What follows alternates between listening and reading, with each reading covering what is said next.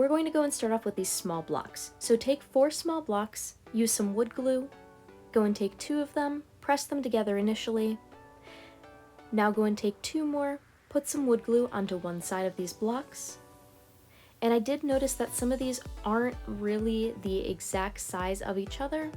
So if you do purchase these from the dollar store, do keep that in mind. Some of them might be just a little bit bigger or a little bit smaller than others, so try to find ones that are just about the same size. Now after these 2 are glued together, we're going to go and line those up, and then we're just going to go and glue them together with some more wood glue.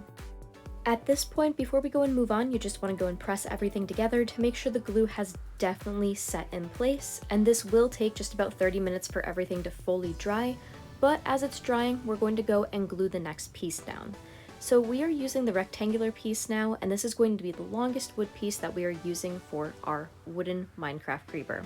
Now we're going to go and stick the wooden block into place. It should be centered for the most part. Press it down, make sure everything is adhered, and before the glue dries, we're just going to go and wipe off any extra little bit that is at the sides.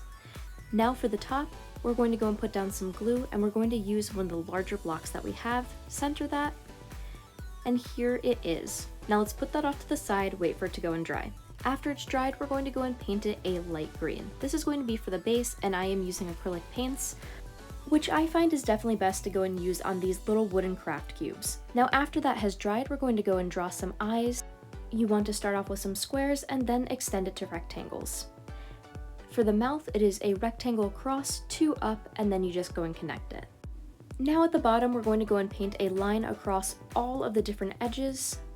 Then you can go and paint some small or large, depending on how you want them to look, squares along with also some rectangles. These should be different variants of the color green. And here's what our creeper looks like after he is fully finished and dried. Thank you for watching!